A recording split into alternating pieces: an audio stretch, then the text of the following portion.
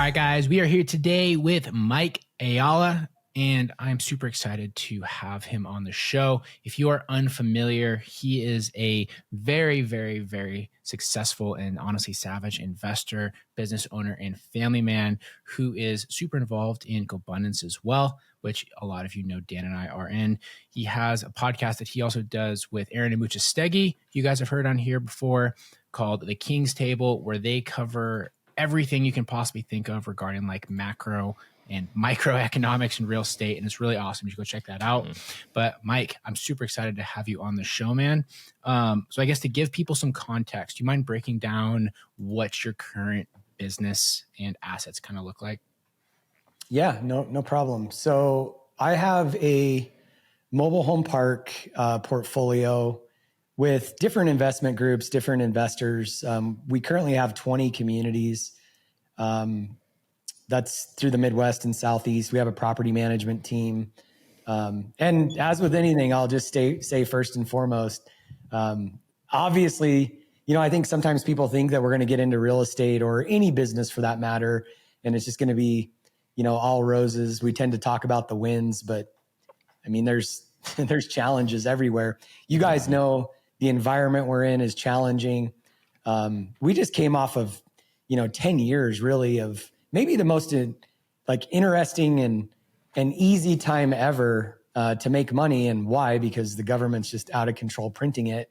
But obviously that's created some challenges. So mobile home park, I have 20 communities, but again, I've got a bunch of black eyes to go along with that too. I've got a couple other, investments. We've got a luxury vacation rental that I've done with another partner. It's a small fund. My wife and I, we still have some single family rentals and some commercial buildings.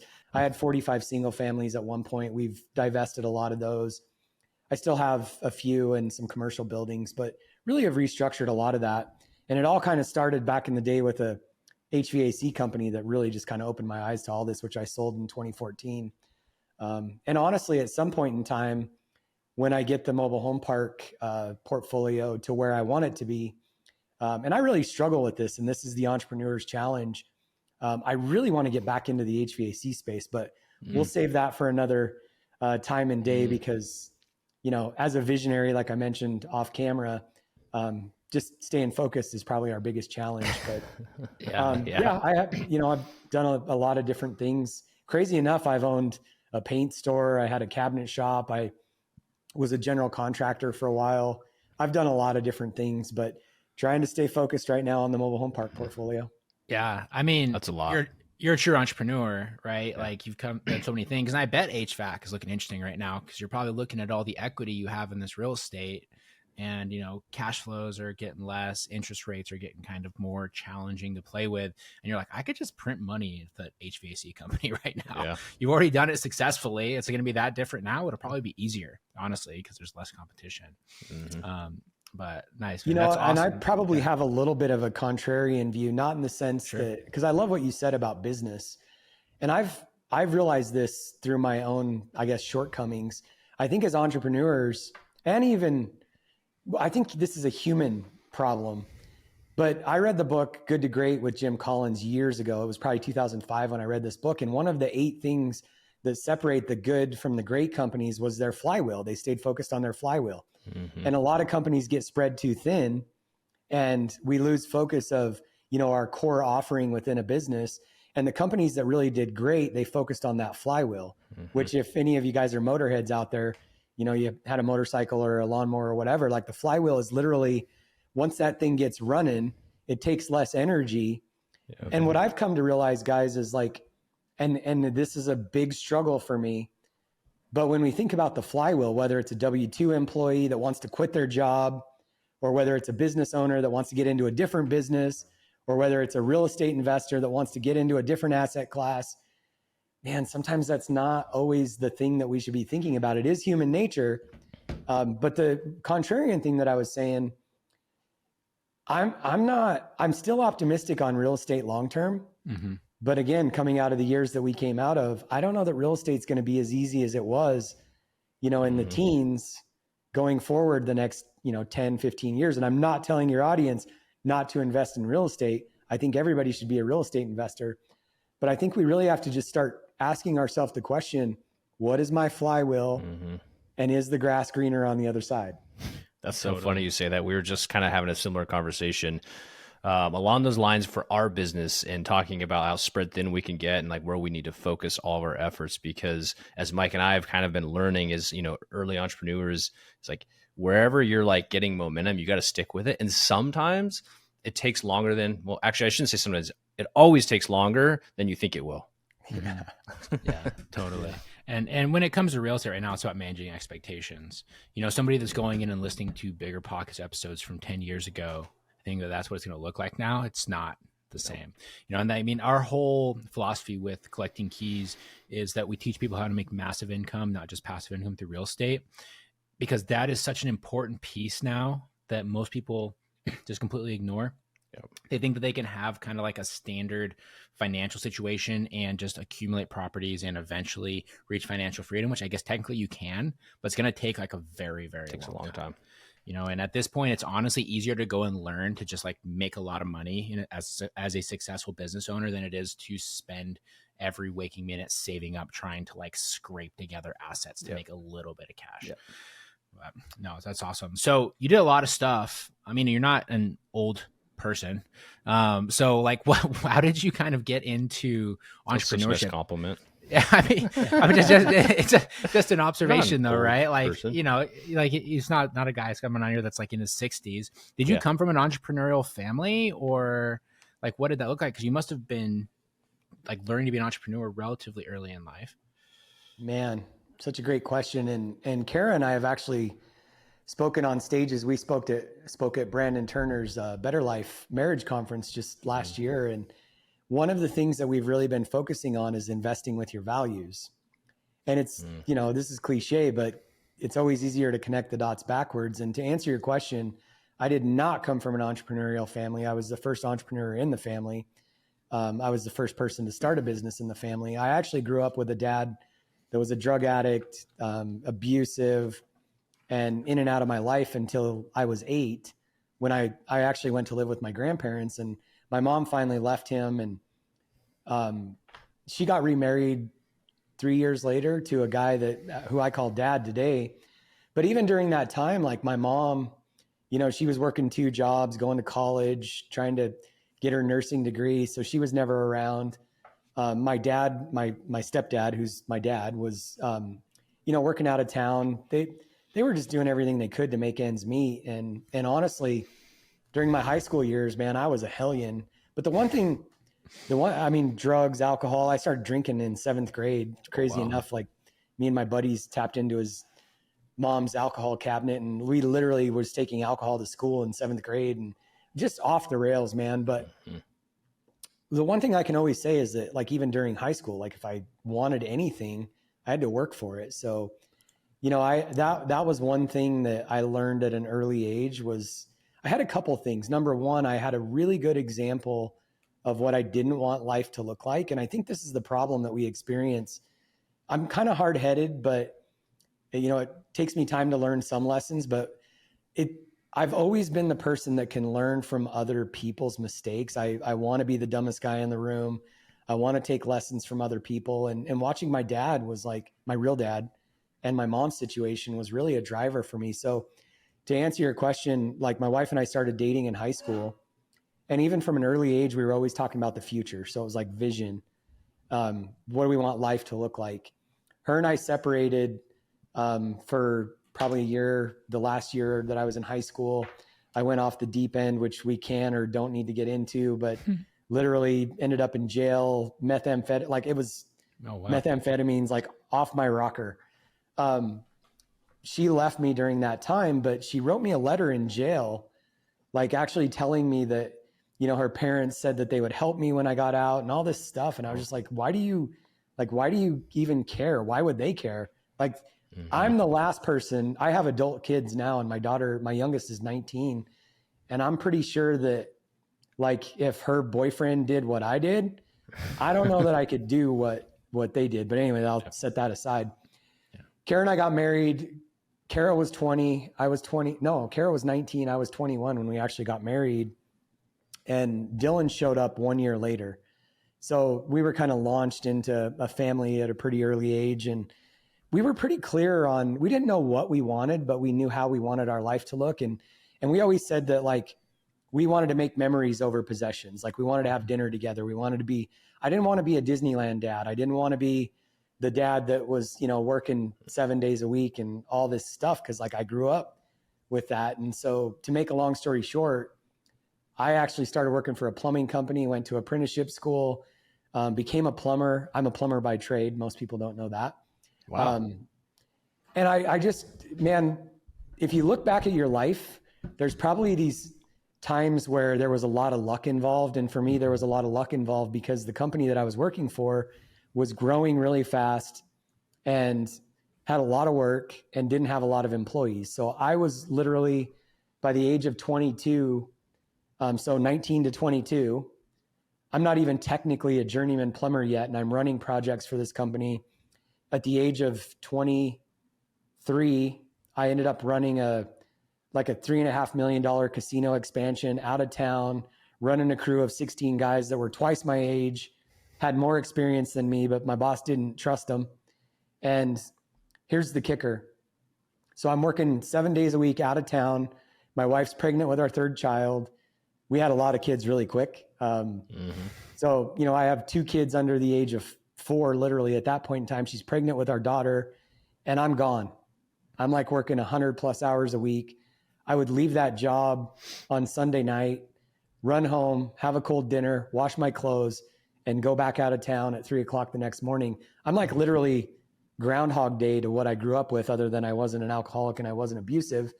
But we just looked at each other and was like, this is not what we signed up for. And man, just to start, I literally said this, Mike and Dan, I was like, if we're going to work 100+ hours a week, I might as well do this for myself. That's what I thought entrepreneurship was. Yeah.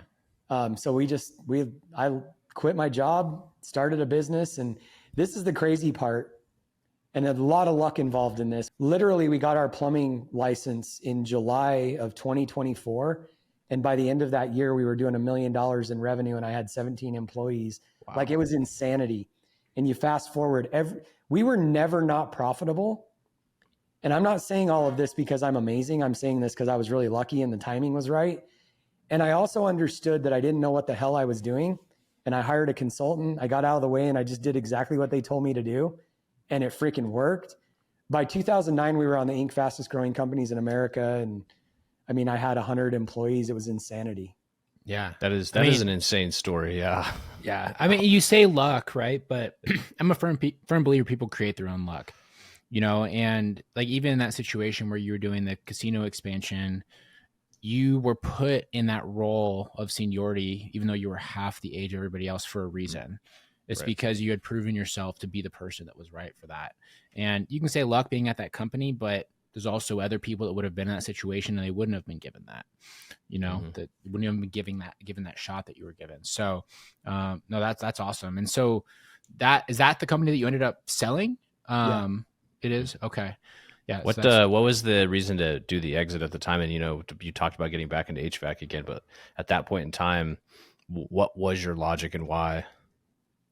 So back to the marriage conversation, which doesn't have to be marriage, can be for anybody listening right now, but values actually led that conversation. So you fast forward to 2012 and Kara said to me, this was 2012. She said, hey, when our daughter graduates, I want to take a year off. So again, we were always thinking about the future, always, life by design. And by the way, backing up a little bit, even through all of that scale and growth, I'm not saying it was easy, but my kids have seen the world. We had dinner together. I was really clear on values and why we started that company and also what we wanted. And, I'm proud to say that like we kept our family first, we kept our kids first. And there's a lot of excuses that we give ourselves and that we create when in reality, I'm not saying that there isn't seasons of time where I had to work more than I wanted to, but most of the time as entrepreneurs, investors, even W-2 employees, we're making all of these excuses around why we have to do certain things and why the things that really matter suffer, when in reality, who gets to choose that? Even if you're a W-2 employee, you're choosing to be there. So Kara said in 2012, she said, when our daughter Kaiten graduates, which would have been 2022, or was 2022, she did not die. But Kara was looking ahead 10 years, and she said, I want to take a year off. You know, we started having kids early. Our entire adult life has been raising kids, building business. And I was like, okay, great. Then I started realizing she was serious about this. So I started looking at my business, which we all have this awakening. And I started realizing there's no way I'm going to be able to take a year off from this business the way that we're currently structured. And I did have a business partner. And by the way, with the EOS terminology, I didn't know it then. I'm a visionary. He was an integrator. So we were actually a perfect match, but I just didn't understand this then. So I actually came back to him and I said, hey, I think we need to hire a general manager. I started thinking about, I wasn't telling him why, but I started thinking about what does this look like in 10 years? I had no intention whatsoever of selling that business ever. But I started looking at, you know, what do we have to do to structure this business properly so I could take a year off? And when I said, I think we should hire a general manager, he looked at me and he said, well, what the hell are you going to do? Because that was my role. And that was the moment that I realized, and Karen and I had a lot of conversations about, are we serious about this? Yes. And I knew that there's no way that my business partner was ever going to let me take this business to the point where I could be gone for a year or even a month and be able to do that. And so I won't get into the weeds on this, but I also, when I had that realization, like I also understood, like, now what? And out of nowhere, guys, I get this phone call one day from KPMG, which is one of the top 2 accounting firms in the world. And they're like, hey, there's this company that wants to buy your mining division. So we went through 8 months of hell, due diligence, going to sell half of our company. It fell apart at the finish line. But what was great about that experience was that my partner and I were on this side of the table negotiating against someone else. And we also had a valuation on our company for the first time ever that we were both in agreement on, because we were negotiating with someone else and not against each other. And so when that deal fell apart, I just started thinking about, like, what would a buyout look like for one of us, and started having that conversation with him. And I created seat A and seat B. And I said, I don't care which seat you take. I don't think we're aligned long-term. You pick buyout or stay. And this is what the person that gets bought out looks like. And he chose ultimately to buy me out. Wow. That's an incredibly, I don't know what the right word is. That's a really, the way you took that, a lot of maturity and vision to like set it up that way. It seems like super fair and gave him the opportunity. And either way, you were going to move on, either scaling that business or obviously ultimately selling. You know, it's the only way to really think about it at the end of the day. And there's a great book out there, 7 Habits of Highly Effective People by Stephen Covey. Yeah. And one of those is win-win. One of the 7 habits is win-win. And if you read that chapter, which I had read before that, most of the time when we're negotiating, it's not pleasant. I mean, it could be somebody in here wanting to buy their first single family or buy a business or whatever. And in reality, what we're usually thinking about, if you read Trump's book on negotiation, it's like, screw the other guy. But there's nothing like, truly, if we can formulate win-win, which is what I did there, there's a win in it. So yeah. And more often than not, that is possible. Most people just don't necessarily explore it, or being a little bit selfish with how they want to pursue it. And so sold in 2014, real estate, you're trying to balance things with your family and your wife at this point. I guess, were you already familiar with real estate in 2014, or is that all like even more recent and you just like went right into that business full time? Or did you get some good balance with your family in there in the middle? Yeah. So I kind of mentioned this early on. I bought my first single family in 2005. So I was 25 years old. And guys, take this wherever you want. If you guys, want to shorten me up, feel free to, but I love this. I remember in 2005, we took a trip to my wife's sister's house in Sacramento. I lived in Elko, Nevada. So we went to Sacramento. I was on the way back. I stopped at Barnes and Noble, and this CD series called the Real Estate Investors College like jumped off the table at me. It was on a discount table. And I didn't really know much about real estate at that point in time, but I had a cousin that was investing in real estate. So it's a 5-hour drive from Reno to Elko. I plugged in the CDs. It's 16 CDs. And I think I'm on CD 7 by the time we get to Elko. And I literally wanted to drop my kids off and my wife and just freaking keep driving. Cause I was like, oh my God, it was like the bigger pockets of that point in time. Right. Like the heavens opened up and it was like, oh, well then I was working with a consulting company in the HVAC space same year. And I went to an annual planning event and my head coach was speaking from stage and he made this comment. He said, if your business isn't helping you achieve your personal goals, you just own a job. And I was like, oh my God, that hit me between the eyes. Cause I'm like maybe a year and a half into business. And I'm just like seeing back to why we started the business. And it's really easy for a business, an investment portfolio, whatever it is, to take ownership of our life rather than us owning it. And I realized when he made that comment that if I didn't, so this was my current state of mind. I thought I was going to be in that business until I was 65. So Kara and I set a goal of 2 income producing properties a year for 10 years. I thought to myself, based on that comment and Dolph's CD series, that if I just bought 2 single family rentals, I'm 25 years old. If I bought 2 a year for 10 years, by the time I'm 35, I will have bought the last one. I'll have 20 units. They'll have 30-year mortgages on them. This just shows how naive I was at that point. And by the time I'm 65, they would all be paid off. And I'd still be working in this plumbing business, but I'd have 20 rentals that would be my retirement. And so we bought 2 single families that year in 2005. And then the next year we were doing a bunch of work in a mobile home park, a 72 space mobile home park that was like run down. And I caught wind that the seller needed to sell it. They weren't paying us. And to make a long story short, I bought a mobile home park. A mentor helped me buy it. So I assumed the loan from a private investor and my mentor lent me the $80,000 down payment that the investor needed to get out of the deal. And I assumed a note from that private investor, bought my first mobile home park, 72 spaces, $475,000, borrowed 100% of it. By the way, at that point in time, I had borrowed 100% of everything that I bought real estate wise. And I've continued to do seller financing over the years. But that's how I got into the mobile home park space. I'll fast forward to 2014. Kara and I owned 45 single family doors, 3 commercial buildings, and 5 mobile home parks. Wow. That's crazy. So fast. You moved super fast, but you were doing all the fancy stuff, assuming loans, seller financing, all these things way before that was cool. Right. Yeah. Way before there was whole like YouTube channels just about that. Right. So, and did all that information come from your mentor? Was that like a sophisticated seller that was helping you out, or? Part of it was my mentor. And the crazy thing about mentors, like what started that mentoring, and by the way, I still do money deals with this guy today. Nice. I probably have 15 loans with him still.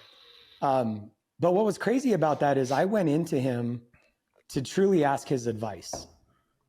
And I would go ask him advice and then he'd be like, well, what's the problem? Well, I don't have any money. Well, here, I'll loan you the money. So it started out as like a true, like I wasn't going to him to borrow money, but then like I just ended up borrowing a ton of money from this guy. And just, I mean, that's the way that these relationships work. And I think a lot of times we overcomplicate it, just like back to the win-win. Like what people don't realize is sometimes we look at this from the perspective of like, why would this guy loan me money? Well, because he's in a good position on the property. Why would a seller do seller financing? Because he's tired of running the property and he gets paid anyway. And so many times when you think win-win, like people start to think like, why would anybody help me? Well, because you're helping them. I've made my mentor, who I still borrow money from today, I've made him a boatload of money. But so many times we think about it from the perspective of like, oh, he's helping me because he's lending me money. No, that's his business. And he's making a boatload of money off of my time and my experience. And he doesn't want to be out on the streets, like doing deals anymore. And so I guess to directly answer your question, like I'm just a sponge, man. I just would my brain's kind of creative too, but I would take every piece of advice And again, I'm the dumb guy in the corner. Like when somebody tells me you can do something, there's nothing that, why would I think I can't? If he's doing it, I can. Yep. That's such a great analogy. You mentioned too, like even back when you're 24, hiring a consultant for your plumbing business. So it seems like you truly are taking advice and seeking advice. Do you have any, I guess, tips or thoughts around that? Because I don't know too many 24-year-olds that are seeking advice or looking for consultants to help them build anything. It's like at that point in time, people are like, I can do anything. But in reality, it sounds like your story is marked by mentors and seeking help, and anybody that you can learn from, you're soaking that up. Yeah. Well, you know what the problem with most 24-year-olds is? They just got out of college and they think they're really smart. Yeah. It's true. You know what the problem with most of us is like we wait until we're 30 or 40 or 50 to start, in air quotations, taking risk. Interesting. And by then we think we're really smart because life has taught us all these lessons, when in reality, I was so young and naive that I didn't have a choice. I mean, if you think about my background, I went from jail to being a plumber.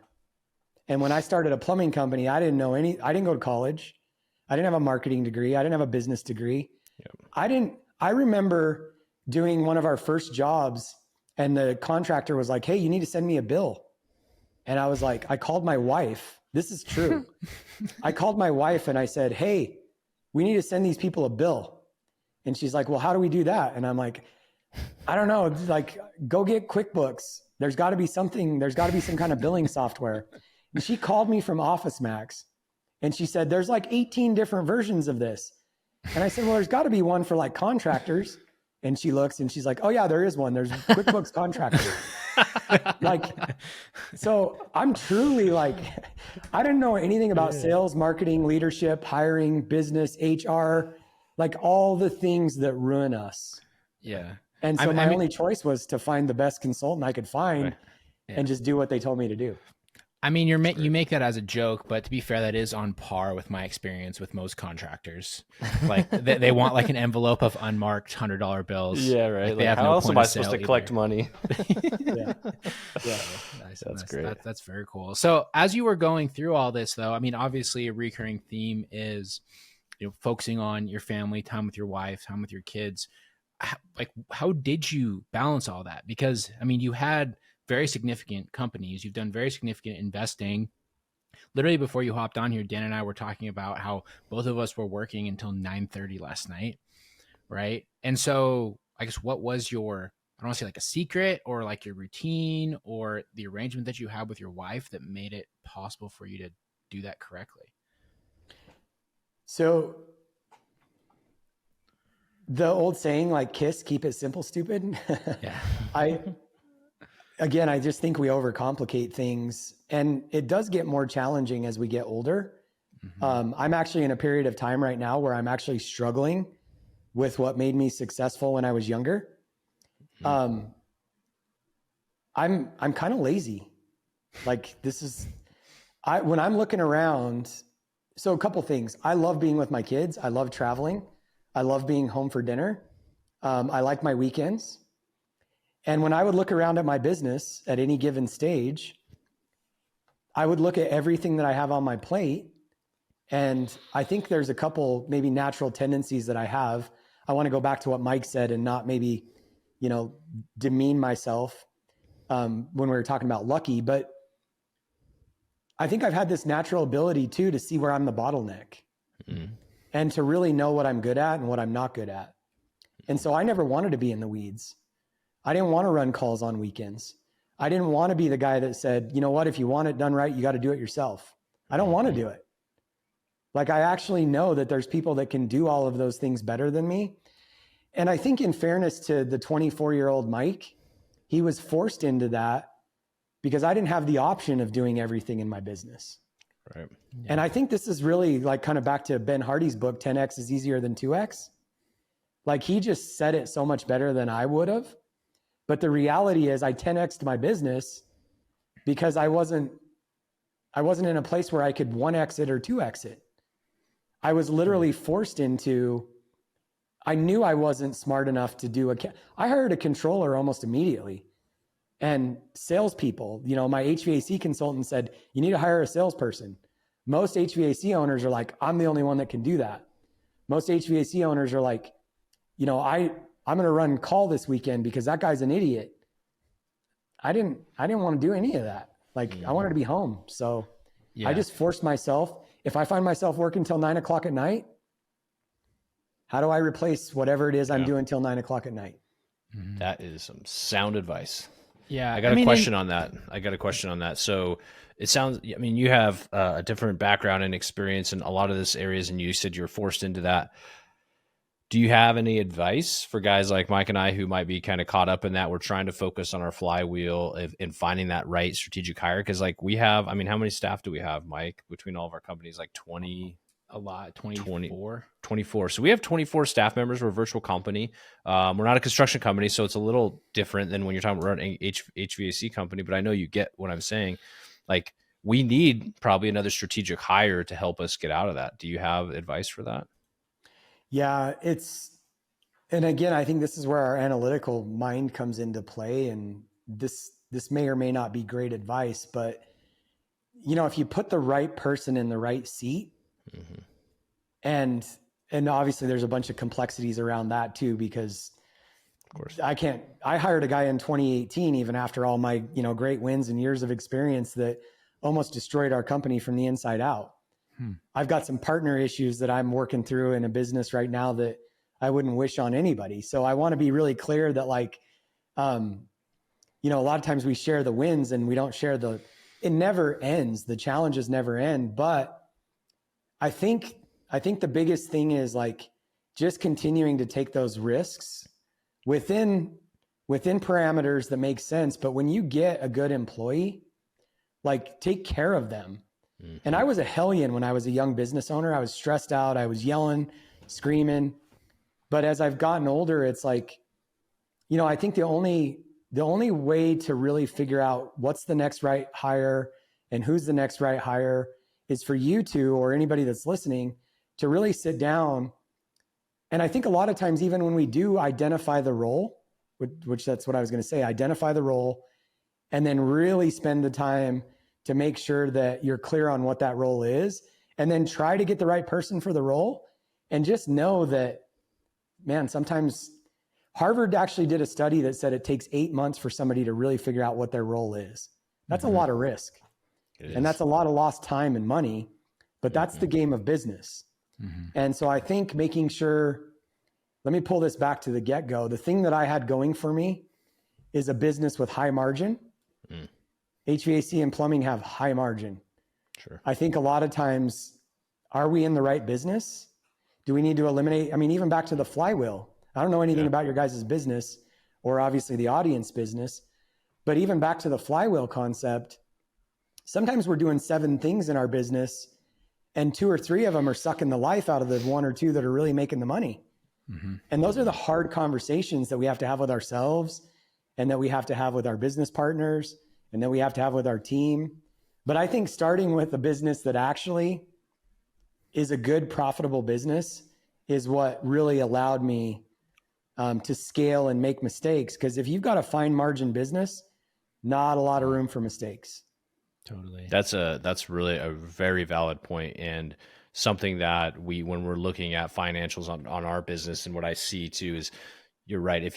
For you in that case, just go find some more customers and you'll make up for the loss of that, you know, whatever that employee caused, right? Because you know the margin is going to be high. And when you're in those tight margin business, real estate, the tough thing because that's our core business in general can be tough, is like there is opportunity for high margin. But as we were talking about getting on this call, the market kind of dictates some of that a lot of times, and we can't control the macroeconomics of the market. Yeah. You know, it's such an interesting point. The thing that I've realized, and it took me getting away from the HVAC industry to realize this, for the audience, I don't care. I've said this for years. 1 to 10 rentals is really challenging. In a business, 1 to 10 employees is really challenging. Real estate is a slow, long game. HVAC is not. And one thing that I realized, and it took me getting out of the business and into a slower business to understand this, but the amount of time that it takes to buy a rental, get a tenant, and then adjust when you have market challenges, employee challenges, all of those things. It's not quick movement. When I ran into problems, so I had a gold mine go bankrupt on me that owed us $400,000 in 2007. That almost put me under.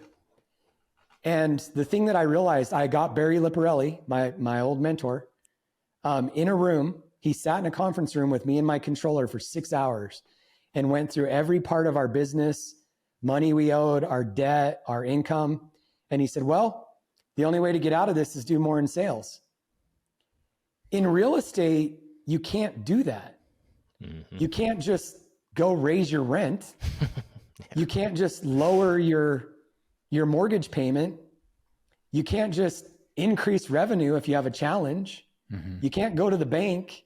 In HVAC, it's different. Barry said, well, you got to do more in sales. So what did I do? This was 2007. I went from zero money because we were doing some HVAC service, but again, I was a plumber by trade. We were mostly plumbing. We were doing some HVAC service, but we weren't doing any replacement.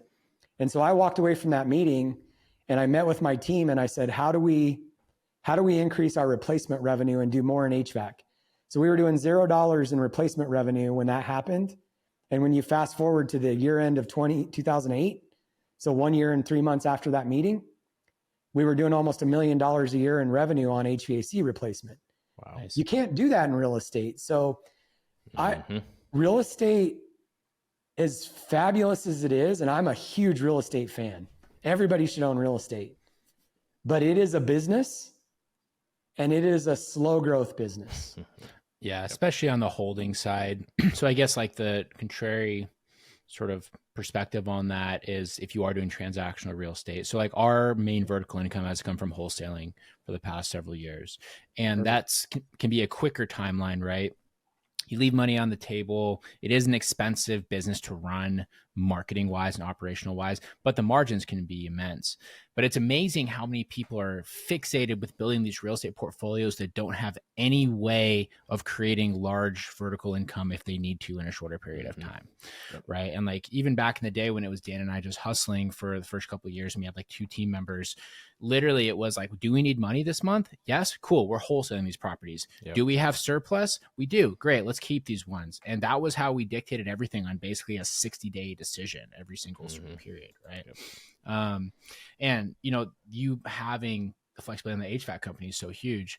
And so I guess just sort of as to wrap up this conversation, do you have anything that you do similarly with that now, since mobile home parks and real estate is your primary business, or how do you sort of hedge those challenges that will inevitably happen? And I'm sure that they already do. It took me a few years to realize that when I went from running a successful operational business, which the natural progression, and by the way, the real estate guys that are building a portfolio that are on Instagram and YouTube, you know, most of these guys are saying, you know, the flippers are dumb, the wholesalers are dumb. And I'm here to say that, like, yes, I want to build long-term wealth in real estate, but you have to be really careful because I shifted right from selling my business, which I often say was the best and worst day of my life because, and there's a lesson in that too. I lost my purpose like overnight. Like, what's next? And it took me a year or 2 to figure that out. And then I went full-time into the natural path because of the single families, commercial buildings, and mobile home parks that I had bought. I loved mobile home parks. So I built a team. I wake up in, 2018 and I've got a team of almost 100 again. And the only difference is that like my asset is now real estate instead of HVAC sales and income.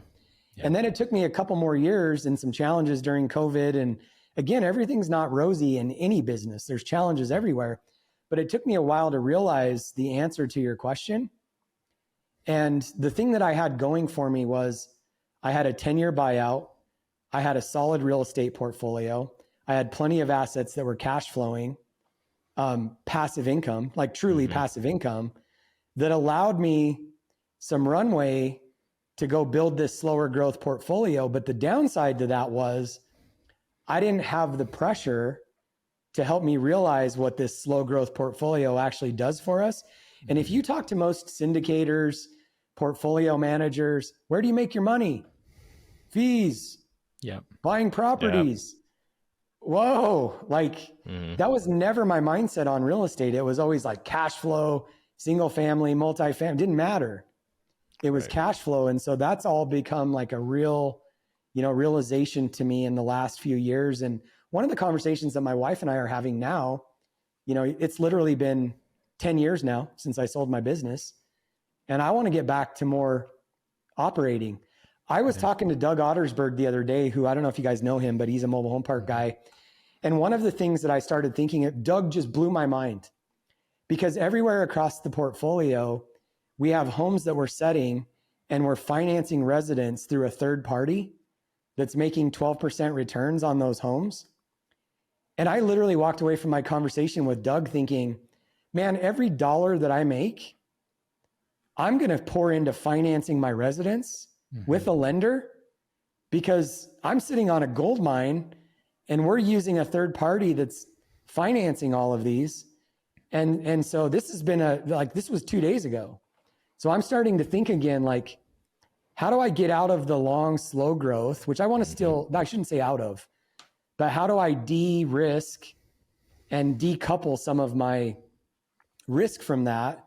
And it's getting back into what you guys are doing. And there's a million ways to do it, but whether it's wholesaling, flipping, financing homes, like, why the heck wouldn't I do that? So I want to get back to, Austin just passed an ADU law. I want to buy an old house and on a 5,000 square foot lot and add some ADUs. I would have not thought about that the last 10 years. But, again, as we get older, we think we're smart, but in reality, I've moved away from my core principles and went to slow growth money. I need to get back into some fast growth money. I can't just turn a switch and make more money tomorrow unless I do something different. That's an incredible perspective coming from you, because you've been on both sides of it. You're on the backside of your first, like, I would say, massive income, and you've gone and shifted into this more passive, and the realization of that, because this is like it's a constant conversation in my head and between me and Mike of like, how do we continue to grow this idea of massive income? Because it's a lot more fun than collecting rent checks. And the problem is, as you scale a portfolio, is you continue, you said it, Mike, is like the risk. You're continuing to add debt, which does come with risk. You have market risk, like we're seeing even in our market, where rents are staying flat and decreasing slightly. And so everything isn't always up and up and up, but when it is, it's fun. But it seems like you have to have this other growth that's more of a quick growth income, where you can increase your revenue by doing more sales, getting better at marketing, getting better at sales. And in my opinion, that's more fun. And that's where we've been focused the last few years. Yeah. And if you talk to anybody that's successful, they made their money by making money. And then they get to a point where now I've got extra money. So you start investing it, and that seems easier. And then we walk away from whatever we did to make money. And then you wake up late. I mean, you talk to anybody that's successful in life, they probably made their money in a business or on a really high earning W-2 job. And then they invested wisely. Yeah. But they're still going to tell you that you need to be focusing only on passive income because they want you to give them their money so they can go and buy more assets with it. Right. But they're already rich, so they can have the freedom to do that slow cash generation game. But, yeah. If I could share a quick way that I think about this, I think it starts with return on your time. And then it moves to return on other people's time, which maybe it's a W-2 job, return on your time, a business, return on other people's time. And then it moves to return on other people's money. And then it moves ultimately to return on your money. And that's where everybody wants to get to, return on your money. But we tend to forget where we came from. And if we just kept all of those things functioning, I'm pretty sure we'd be really rich. Yeah. It takes so much discipline though. And that's the hard part, especially with so many shiny objects out there all the time. You know, you got to just stick to the path. But Mike, I really want to be respectful of your time here. And I really want to thank you as well for coming on the show. Really, really awesome story. I really appreciate all the different avenues that we went with that. You have a very unique perspective with a lot of these things. I'm assuming it's probably because of your entrepreneurial maturity and also the people that you surround yourself with. But we've had a lot of interviews on this show, and you have a very refreshing take. So thanks so much for coming and sharing all that with us. To sign us off here, where can people find you, follow you, and reach out to you? Probably the easiest is at the Mike Ayala on Instagram. I have a podcast called Investing for Freedom.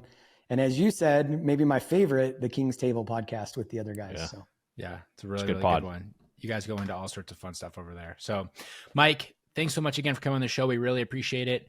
And you guys, don't be afraid to reach out to him here. Remember, people go on these shows because they want you to interact with them. If they didn't want interaction from random people out on the internet, then they wouldn't do content and media. Okay. So go and shoot Mike a follow, check out his other shows that he is on, and send him a DM and let him know what you think. Thanks for listening, everybody. And we'll talk to you guys next week.